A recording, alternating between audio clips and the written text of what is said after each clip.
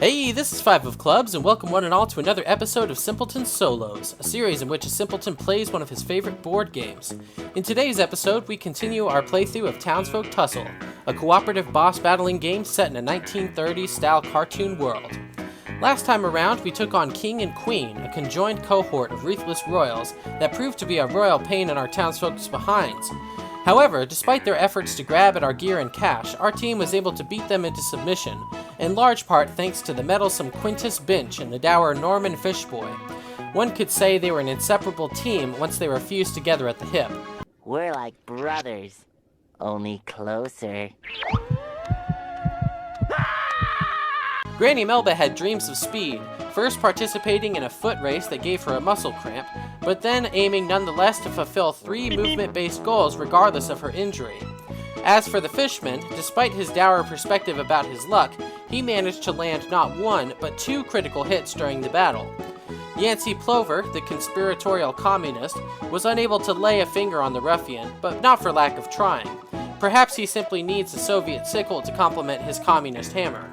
He did take a few good boinks to his anvil head though, so we'll cut him some slack. And now it's time to dive back into town to regroup and ready ourselves for what comes next. Let's get started, friends. Alrighty, friends, we are ready to begin episode 2 of the Townsfolk Tussle playthrough. Now, of course, we just beat King and Queen. We got our special new gear, the royal mantle, and we got some money, but the one thing I forgot to do was to figure out what to do with the unfilled goals. For goals that you were able to successfully complete, you actually keep track of those. You keep those with your character.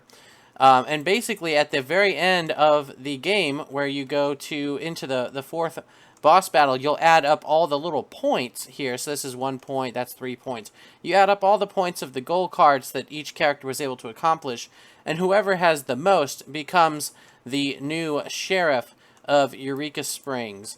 But as for these unfilled goals, before we begin the town phase, we are able to pick which ones we want to keep and which ones we want to discard. For instance, I'm going to discard the tough as nails goal here, which requires all of my friends to die in battle, so I'm going to get rid of that. As for the lucky aura, we might be able to make that happen. Certainly we have some more town events coming up, and we have ruffian actions as well.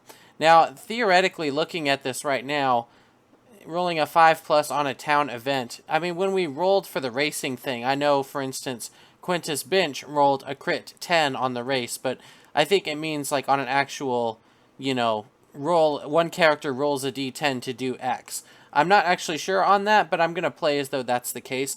Otherwise, I would have actually already had this completed. So this one's completed, so he's going to get at least 2 more goals. It looks like Granny Melba, of course, was able to complete Land Surveyor.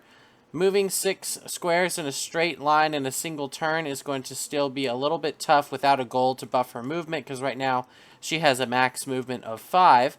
And touching 2 opposing landscape edges, not really feeling like I'm going to go for either of those. So we'll discard those. Cherished? Yeah, no, I don't think so. Engineer, interacting with 2 different pieces of terrain, perhaps. And the salesman, it's too bad we don't have our cheese here that we lost. That would have been an item I would have been happy to sell for the goal here. But I guess actually what I'll do is I'll keep engineer and I'll get rid of these other 2 because I don't have anything to sell for right now. I'm hoping for another goal I can actually fulfill in battle. And over here, philanthropist, I don't care for that one. I don't really want to discard that sweet currency. We've got to have money. Dodge the bullet here. If you are involved for a tie in targeting and you are not the chosen target, achieve the feat. I think we might still... Well, actually, this kind of goes against his frantic fighter skill, which tends to want to have him be targeted. So I think we'll get rid of that. The caught in the back, though. Take damage from the ruffian when target is farthest townsfolk. We can actually probably make that happen utilizing our frantic fighter ability. So let's discard those 2. And let us distribute a few new goal cards to our friends here. Looks like everybody is going to be getting 2 new goal cards. We'll deal those out. There's number 2. Number 2. Oh, this one, I guess, Melba's going to get 3, I suppose.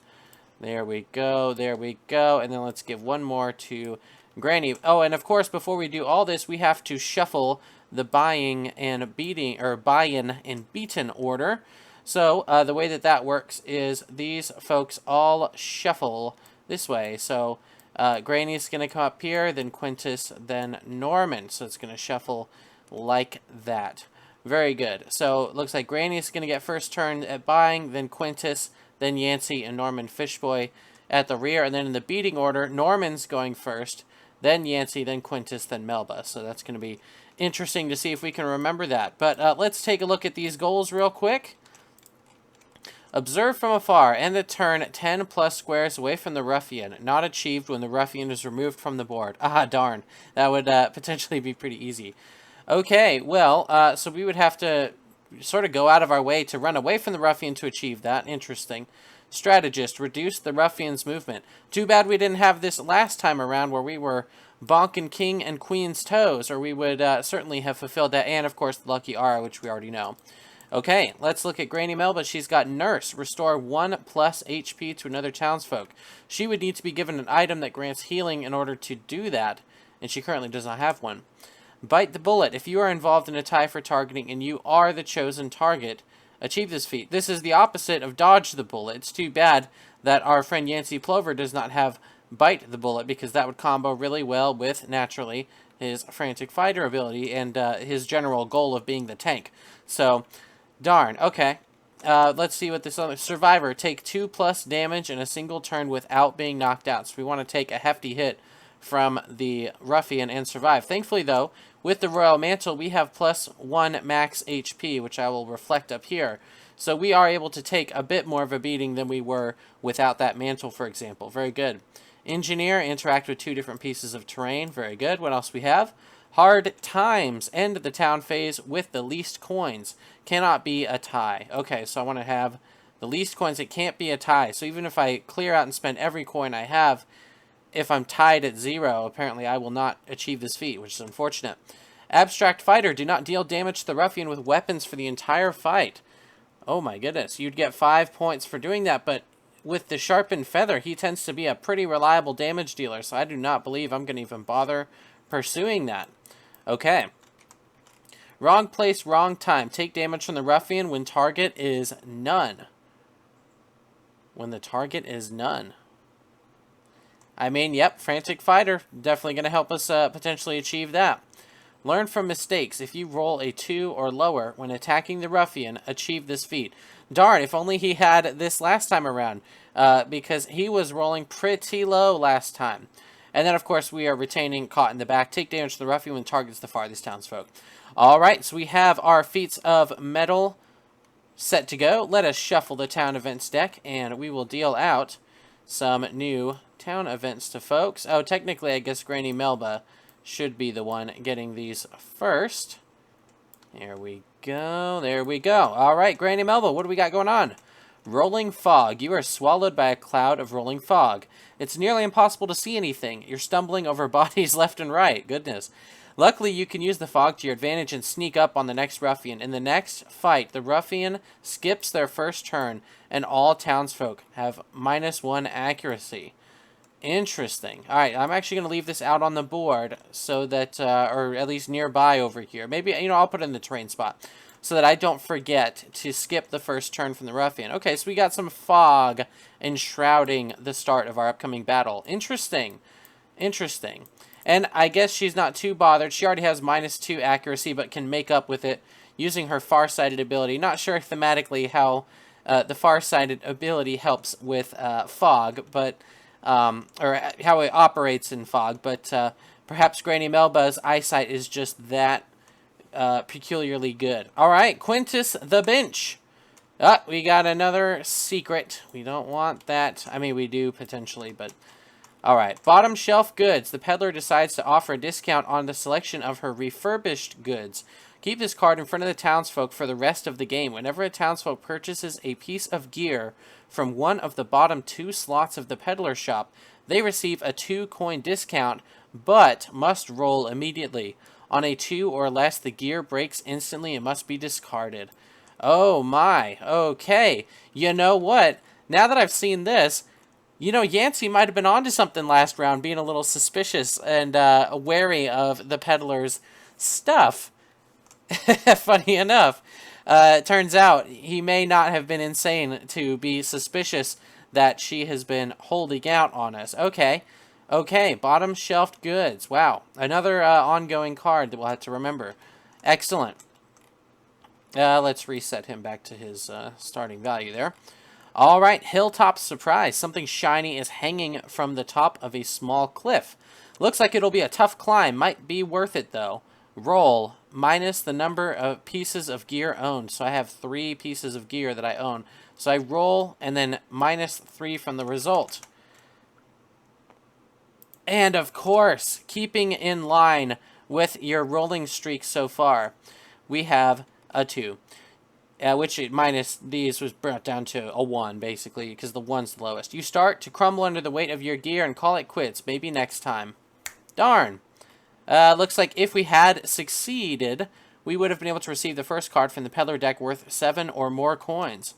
Very cool. Alright, please, Yancy, you know, I think you really need to start pulling your weight, buddy. I mean, I know your leg is made out of a broom, and one of your arms is a wrench, and this arm looks as though it has been fashioned onto you like Frankenstein's monster. But I'll say I was not very impressed with you the last go-around. I'm hoping today we're going to be able to see a vast improvement, but so far it looks as though your efforts are not paying off just yet. Okay. And we have Norman Fishboy Treasure Hunt. You see old man Gooby digging for his family's long-lost treasure. You should help him out. Roll, and then add max HP, which is 4. Alright, we're going to start the day off with some crits. Very close, but we got a 6. 6 plus 4 is 10. Alright, 10 or lower. You spend all afternoon digging, but to no avail. You can barely keep your eyes open. Keep this card in front of you for the next fight. Whenever you whiff a natural roll of 1 when attacking, your turn ends immediately. And that's terrible because, if you recall, our Hive on a Stick punishes us for natural rolls of 1 already. So we're going to take 2 damage and end our turn straight away. I mean, given the amount of Moxie he has, that's probably the last thing he's going to want to do every turn anyway. But, you know, it's too bad we didn't either get the Gooby's shovel or the 7 coins here. But it is what it is. Alrighty, so we have now gone through and done each of these different things. We got the fog that's going to be starting off. We have Yancy Plover, who tired himself out looking for a treasure. We have a friend here. You know what, actually, I guess I'll keep this here so I don't forget it. We have a friend who, if he rolls a natural 1, will exhaust himself. And, of course, we have some bottom shelf goods, potentially from the Peddler. So let's shuffle that deck. And, you know what we'll do? Boom. Very good. Okay. Move it. So, we drew back up to 3 feats apiece. We resolved the town events. It's shopping time. Shopping time. Very good. And just like before, instead of showing the entirety of the market phase and everything, I'm just going to show you what I bought and why, and we will continue on from there. For Norman Fishboy here, I ended up buying a unique item, which is listed as melee one-handed, but does not have attack stats. It's a town banner with the ES for Eureka Springs here. All townsfolk have +1 movement and cannot have their turns skipped by the ruffians. I figured this is a one-handed melee weapon anyway, and this does not cost any additional Moxie, so it's just a passive +1 movement and skips the ability to be skipped. So I thought that was an excellent investment for his coins. Moving on to Granny Melba, I actually ended up, she still has her cane, but I ended up buying another melee one-handed non-weapon, as it cannot attack. It gives her +1 accuracy as though she needed it, but also townsfolk within 3 squares of me additionally have +1 accuracy as well. So she just becomes super accurate. Very good. So now, normally she would hit on like a 3+ at range 5. Now she hits on a 2+ at range 5 because of her Maraca, which is the best stat in the game. That's basically as good. I mean, that is exactly as good as the sharpened feather, because a roll of 1 will always miss no matter what. For Quintus Binch, we ended up pinching ourselves a fishbowl using our petty theft skill first and foremost.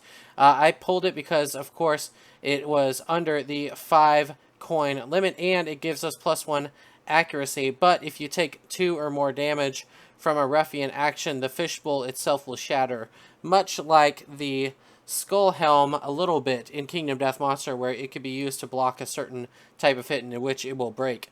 Additionally, I also purchased a spiked vest for our friend, which is chest gear. A little pricey, but it gives access to +1 Moxie, and if a ruffian collides with you, they suffer 1 damage, or take 1 damage. This can occur once per turn. So if he gets in the way of the ruffian is moving through him, like let's say our friend Yancy Plover uses his frantic fighter and becomes the preferred target for an attack. If Quintus is standing in the way between the ruffian and Yancy, that ruffian's going to move toward Yancy and collide with Quintus, which would score some free damage due to the spikes on this excellent jacket. And with the +1 Moxie here giving us 3, that means now we'll be able to use both weapons, which only cost 1 Moxie because this costs 0. And then if we want, we could start using this new Trickster trait, 2 Moxie, to swap positions on the landscape with another townsfolk. Might be good for getting someone out of trouble, including Quintus. And we have Yancy Plover here as well. Let me flip his items. He ended up buying a wooden plank shield, as though he is playing an early build of Dark Souls. Indeed.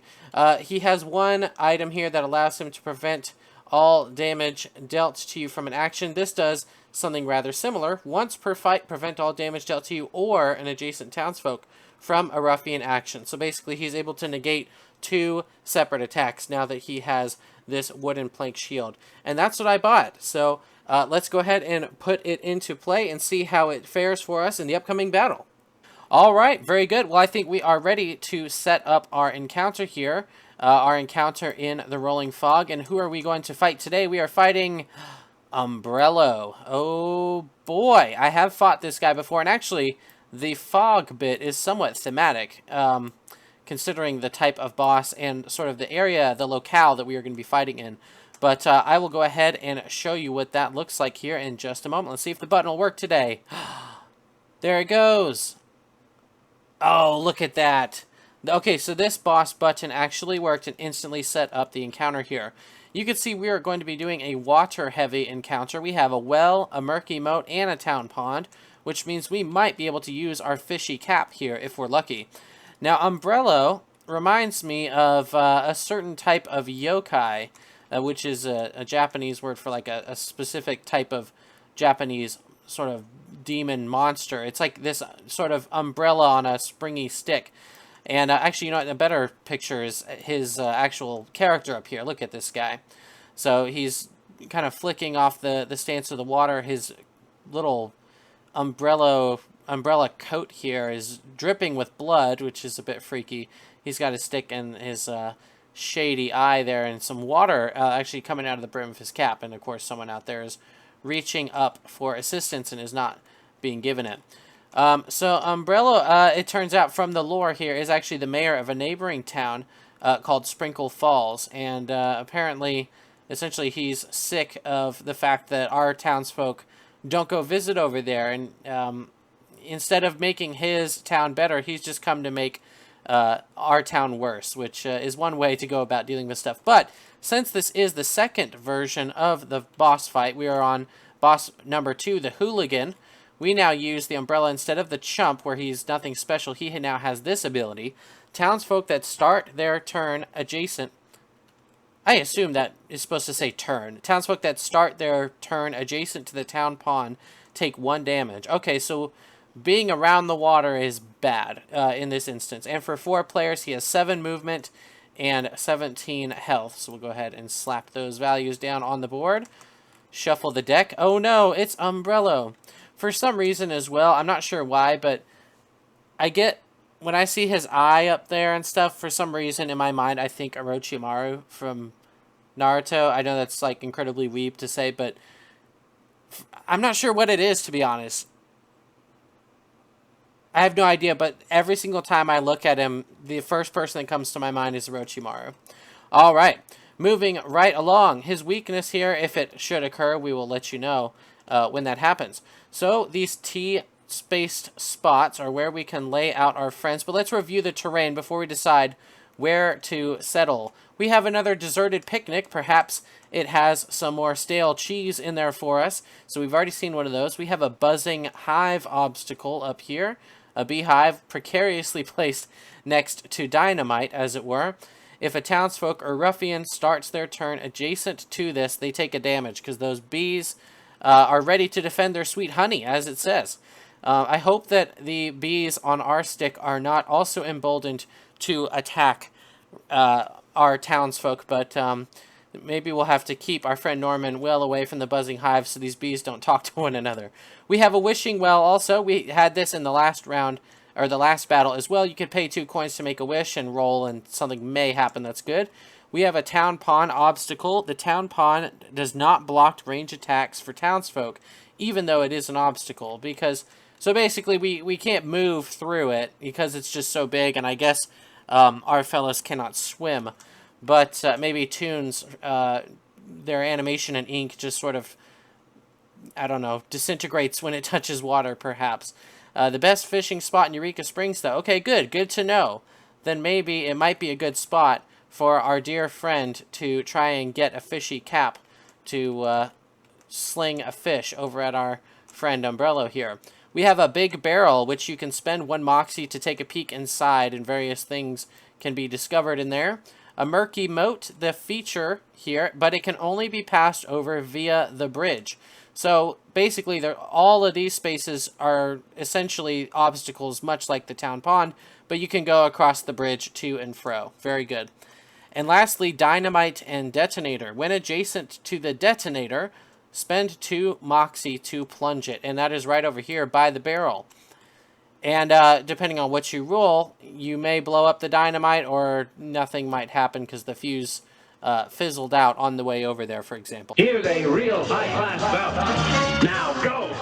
Alrighty, we are ready to begin our battle against the boss. One quick thing I did want to note upon review, this lucky aura here, if any townsfolk rolls a 5+ on a town event or ruffian action, achieve this feat.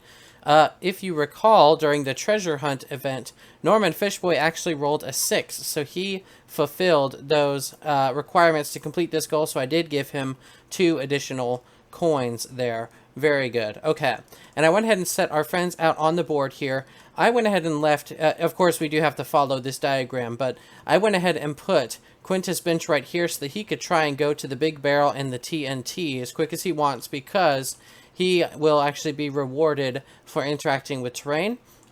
Of course, I left our friend Yancy Plover right up here, ready to face the action. I've got our friend Norman the Fish Boy right up here, because given that this is a source of water, we're going to be able to throw a fishy cap over here by spending 2 moxie adjacent to that water. And remember, of course, that we have the fog in play, which will, 1, skip the first turn of the ruffian, but more importantly... Or, well, not more importantly, but also, everyone is having a -1 accuracy. The beautiful thing about the fishy cap is that slinging a fish at the ruffian does not take accuracy into account whatsoever. Oh, Quintus, let's get you back on there, buddy. All right, so in the beating order, we're skipping Umbrello's first turn because we snuck up on him in the fog. Now, let's go ahead and proceed to Norman Fishboy. I think Norman's going to spend 1 point of movement to go there. He's going to spend his 2 moxie right here to sling this fish at our friend right over here, who is within 4 spaces of the water source. Indeed. 1, 2, 3, 4. That's going to deal 2 damage right here, starting our battle off in a clean slate. Very good. So we got to use the fish this time around. Very good.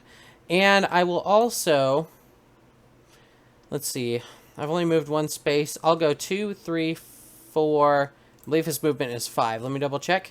Yep, his movement's 5. I'm going to move over there because what I vaguely remember about this fight, this town pond is a well of death. I remember that much. Essentially, our friend over here is going to want to push us and get us adjacent to this, not only for the effects on his cards, but also because he's a hooligan that will deal us 1 damage whenever we start our turn adjacent to the town pond. So I know we want to try and stay away from that pond as best we can. Okay, moving right along. We have spent his 2 Moxie, so we are good to go. Let's move on over to Yancy the Plover. We are currently at -1 accuracy, meaning we have to roll a 6+, which, if you think about it, that's really a 50-50 shot. 6, 7, 8, 9, 10. So there is a chance that we can make it happen. And even if we roll, as Yancy tends to do, of 2s and lower, we can even learn from our mistakes there and get some bonus. So let's move on to Yancy. Yancy's going to go 1, 2, 3. And then Yancy is going to activate his Frantic Fighter ability for 2 Moxie points, so that the next card in the action deck, if it targets a single townsfolk, comes to me, because we're outfitted with the Smithy's apron, chest gear, and the wooden plank. And then if it does not target a single townsfolk, I gain +1 movement, as we recall. Okay, and let us go ahead and roll our attack die. Here we go. A 7. 7. Even with the -1 accuracy stat because of the fog, that's still a value of 6, which is above a 5, meaning we actually hit the boss with Old Smacky. Excellent work, Yancy. I'm quite impressed with you so far. Let's keep it up. Okay, and that is all that he can do for right now. And let's go to Quintus, our friend. And I'll tell you what, Quintus, let's go ahead and go 1, 2, 3, 4, 5 right here, and let's have him search in the barrel. You know what? Let's have him face it. How about? Okay. A crit 10. Oh my, what's in that barrel? On a 5+, the barrel is full of wine. Oh boy. And we have a miner that's dunking his head into it, don't we? FBI, open up! Goodness. Do not condone, of course. You take a swig and feel invigorated. Restore 1 health point and increase your other stats by 1. Big barrel cannot be activated anymore. Well, we won't be able to enjoy the healing benefits because we're actually already at our maximum HP, but the other bit is what's really interesting. Increasing all of our other stats by 1. There we go. And you might be going, whoa, dude, your movement's really high. That's because I have shoes that give us movement, and we have a town banner that gives us movement, and now, of course, we just got another movement for drinking some wine underage. My goodness. Okay, now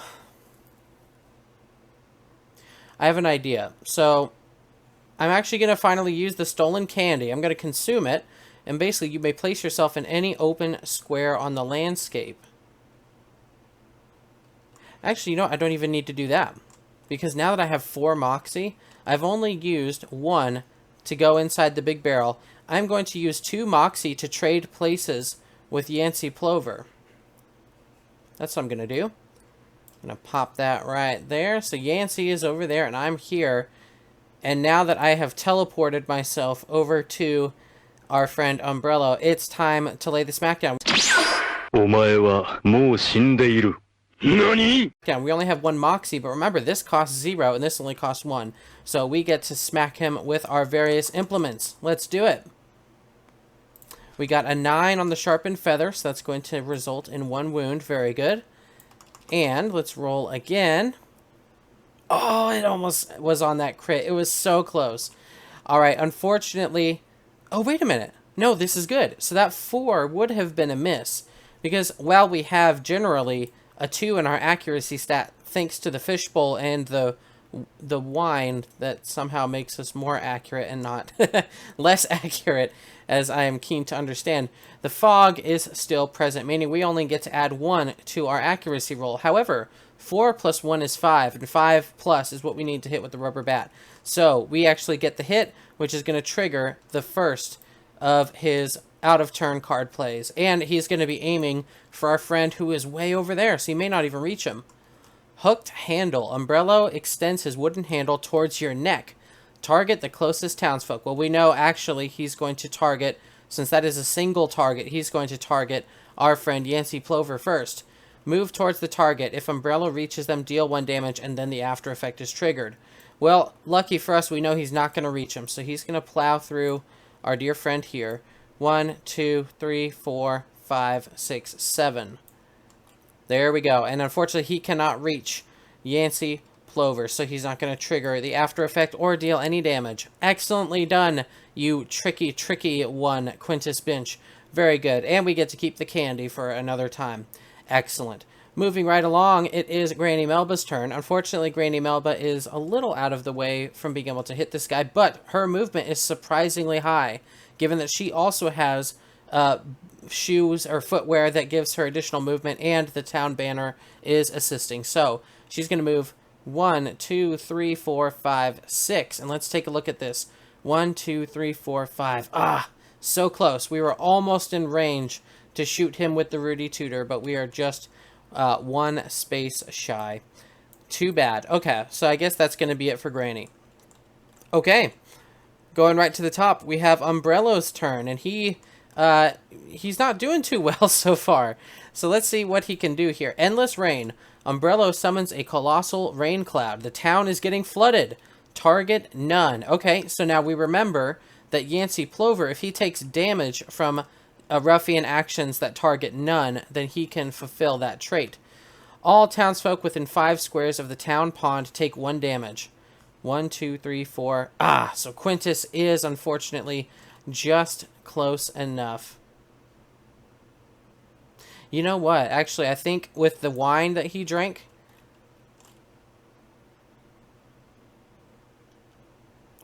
oh, it says other stats. So no, I don't think it actually increases your health. Okay, so he's going down 1 point because he was just too close to that evil town pond. And then move Umbrello toward the farthest townsfolk and reshuffle the action deck. Okay, the farthest townsfolk. 1, 2, 3, 4, 5, 6. 1, 2, 3, 4, 5, 6. It's a tie between these two, so I guess we will roll off the die on the left being Granny's, the die on the right belonging to Quintus. So he's going after Quintus, and I can understand why. So here we go. We're going to go 1, 2, 3, 4, 5, and there he is to look at Quintus there. Okay, moving right along, and we have to shuffle the action deck. Here we go. All right, so those cards could come right back out, or we could see brand new cards. We'll just have to see. Very good. And we return to Norman Fishboy's turn, who is right over here, not too far at all. I suppose Norman Fishboy will move right here to be within range 3 of Umbrello. And Norman Fishboy is just going to take a swing. Oh, and the fog has now cleared out. That's a 9, my friends. That's going to hit. The fog is cleared out, so everyone has their accuracy back, which is excellent. So we're going to get 2 damage on there, smacking him with a honey-covered hive on a stick.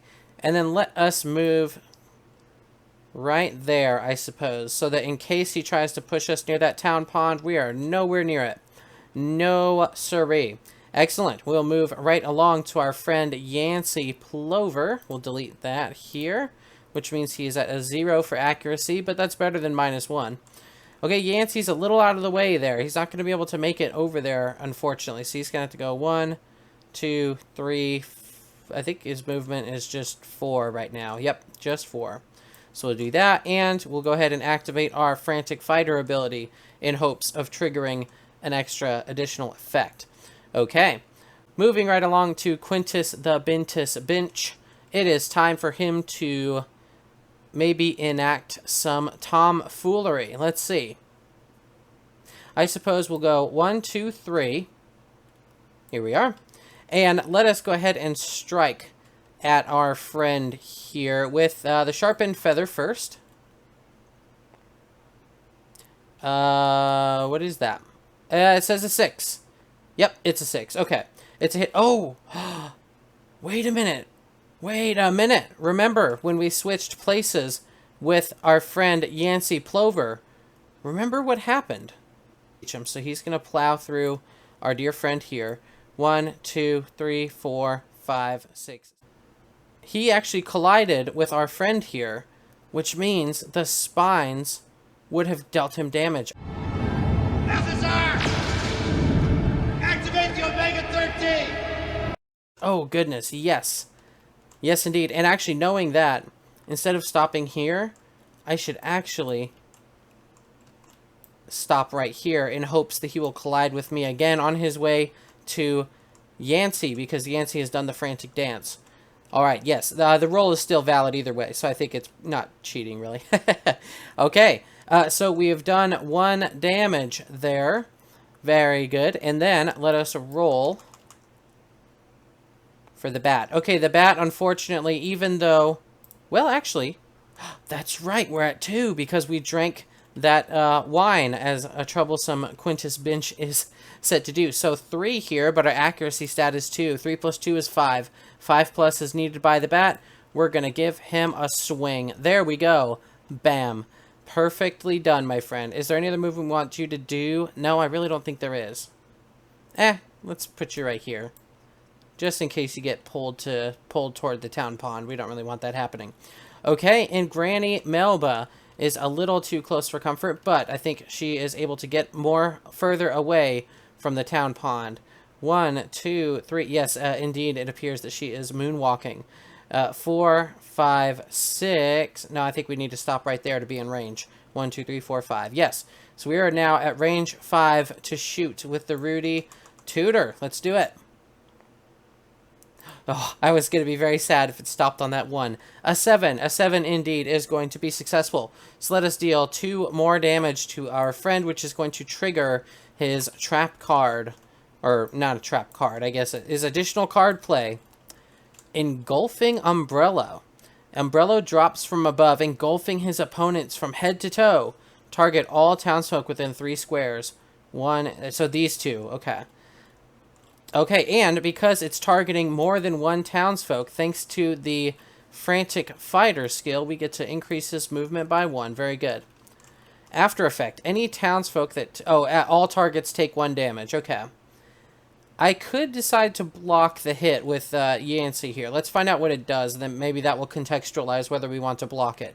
Any townsfolk that took damage from this action is caught inside Umbrello and is removed from the board. Until Umbrello's next turn, any damage dealt to him is also dealt to those removed by this ability. Return these townsfolk to the board adjacent to Umbrello at the start of Umbrello's next action. Thankfully, his next action is not too far away because this was an out-of-turn card play, meaning that he is actually about to take his turn. So you know what? That's actually not so bad. Yeah, as a result, I'm going to go ahead and... Whoa, buddy, why are you at 1 health? Sorry, let's go ahead and take 1 damage here and 1 damage here. And unfortunately, we are removed from the board, it says. There we go. So I'll just set our fellows right there. We are inside of the Umbrella, but it's actually Umbrello's turn. So, return these townsfolk to the board adjacent to Umbrello at the start of Umbrello's next action. So, I guess what? I guess we get to pick where we want to be, I suppose. I guess we'll go right here and right here. Why not? Actually, let's keep them a little closer. In case there's any collision shenanigans we want to trigger, huh? Okay. Alrighty, and for his action, let's see his card. Oppressive Winds. Umbrello blows the townsfolk around the battlefield. Another target, none. Too bad we don't have our Frantic Fighter ability in play. All townsfolk are pushed 3 squares toward the town pond. End movement once adjacent. Then play the next card in the action deck. Okay. 1, 2, 3. 1, 2, 3. 1, 2, 3. 1, 2, 3. Alright, so as you can see, he's trying to field us over toward the town pond so that we could start our turns adjacent to it and take some damage. Alright, let's see what he's doing next, because he does get another card play. Water Spout. A high-powered jet of water streams out of Umbrello's head. Target none. Turn toward the closest townsfolk.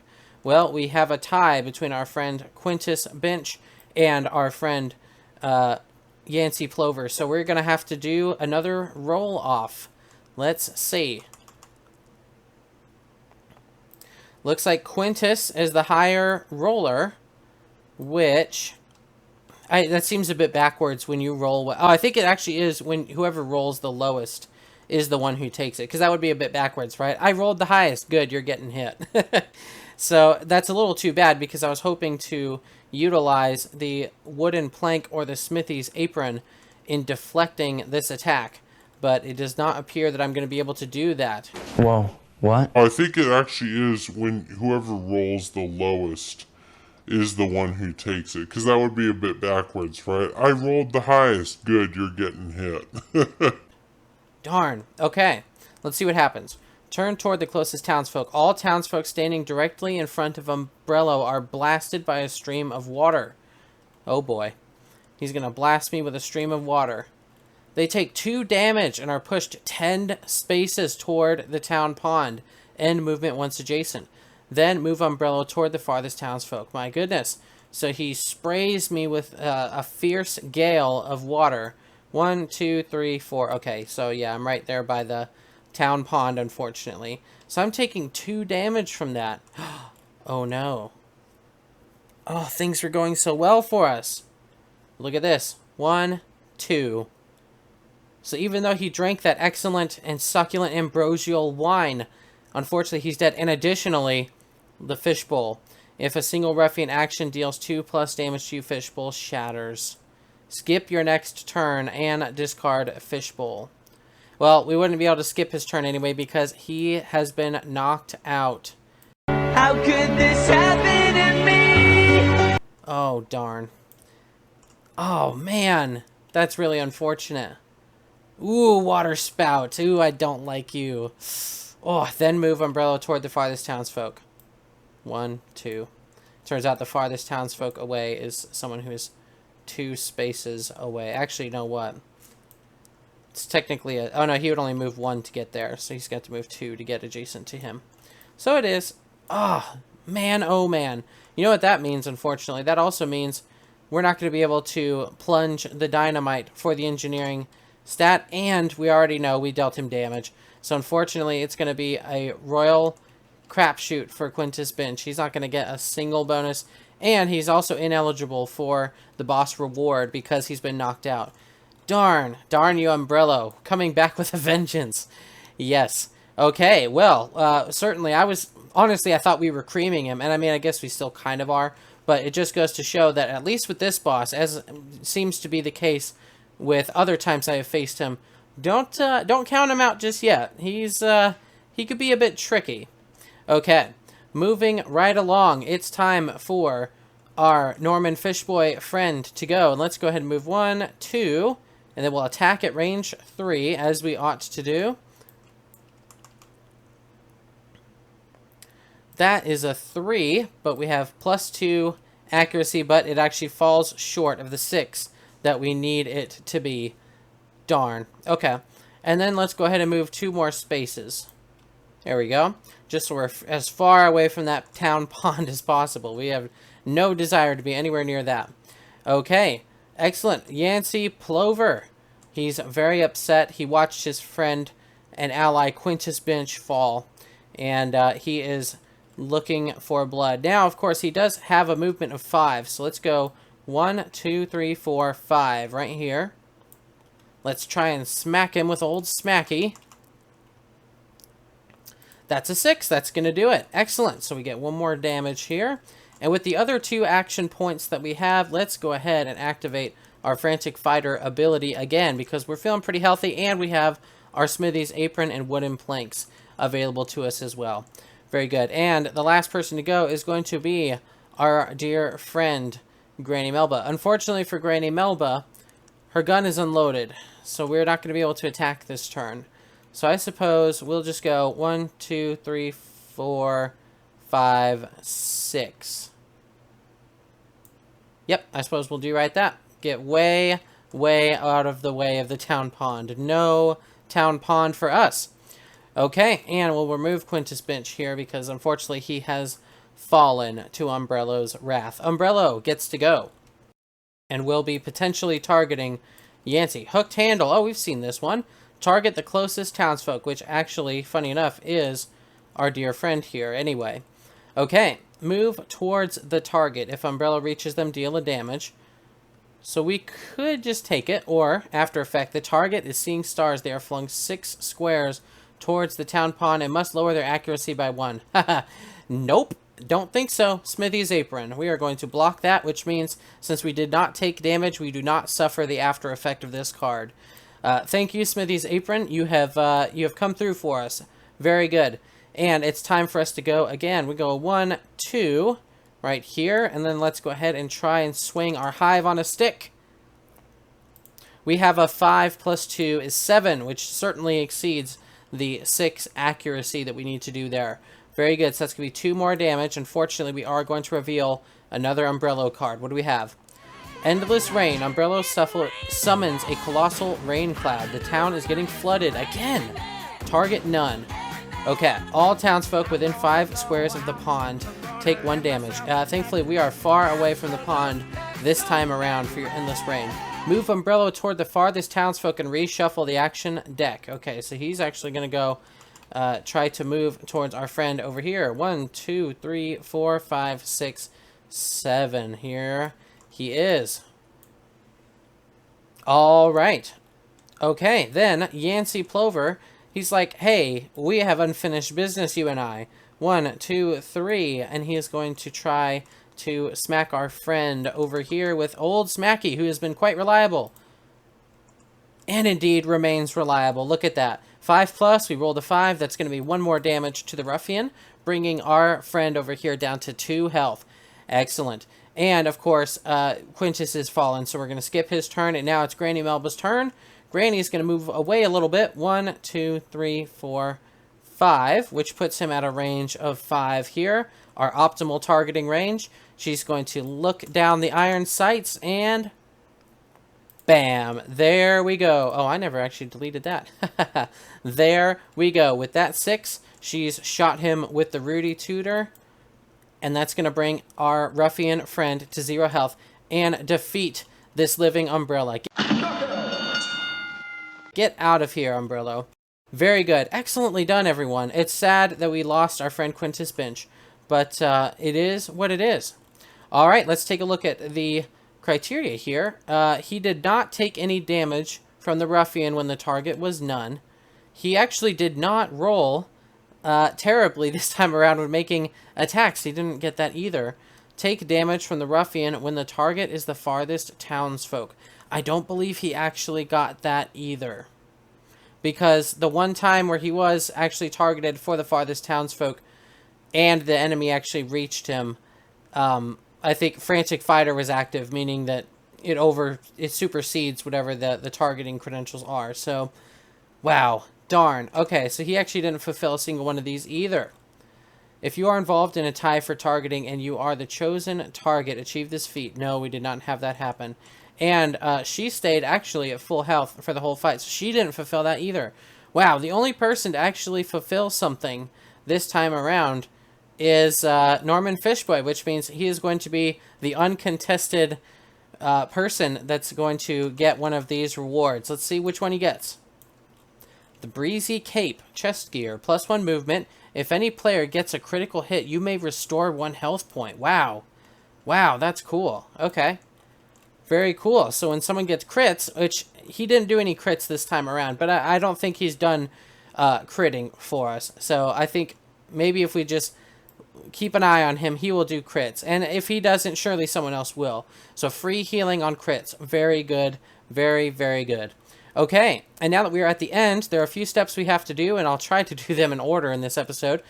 First, we can discard any of our uncompleted goals that we don't want to hang on to. So I'll put that in my completed pile. Reduce the ruffian's movement. That's just a little luck-based, because right now my only means of doing that is by scoring a critical hit and then happening to roll a 4 or a 5 on the crit chart on top of that. So those are pretty low odds. Let's get rid of that. Observe from afar. End the turn 10 squares away from the ruffian. Right. I certainly think we can achieve that. Let's go ahead and keep it, just in case. Alright, let's look at these. Nurse, she has no means of healing. Let's get rid of that. Bite the bullet. If you're involved in a tie for targeting and are the chosen target, achieve this feat. She's a ranged fighter. I really don't want her to be tying for targeting, although she does have more health, potentially. But that's going to be hard to arrange anyway. Survivor, take 2+ damage in a single turn without being knocked out. I think that'll happen accidentally anyway, unintentionally, just because of the targeting in this game. So I'm happy to leave her with that, because she has certainly the means to take that kind of a hit. Alright, we know you didn't fulfill any of these, but are any of these stuff we want to keep? Man, I just really like the engineer because you're so mobile. I don't think I'm going to keep Abstract Fighter because he is one of our primary damage dealers. We're going to discard that. End the town phase with the least coins. I really don't want that to happen. No, I'd rather have the most coins like before. Our friend Quintus is not used to being broke. All right. Wrong place, wrong time. Take damage from the ruffian when the target is none. Don't think so. None, while it seemed incredibly common in this guy's deck, it certainly wasn't in King and Queens. And I don't know for the other two how common it is. So I think if there was any time for this to happen, it would have been this time where a lot of Umbrello's cards actually target none. Learn from mistakes. If you roll a 2 or lower when attacking the ruffian, achieve this feat. Well, here's the thing. I think Yancy Plover has turned a new leaf. I think he's turned a corner in his life. Old Smacky is becoming a weapon that is excellent now. So let's, you know what, we're going to invest in his confidence, right? We're going to show our confidence in him by getting rid of learning from mistakes. I think he has learned from his mistakes already, and he's going to be a fully functioning contributor to our team efforts. Very good. Caught in the back. Take damage from the ruffian when the target's farthest town. So I think we could still make that happen. So let's go ahead and get rid of those two. All right, the next thing that we have to do is get some money. So we'll get some money right there, and we'll copy it. So everyone's going to get 6 coins.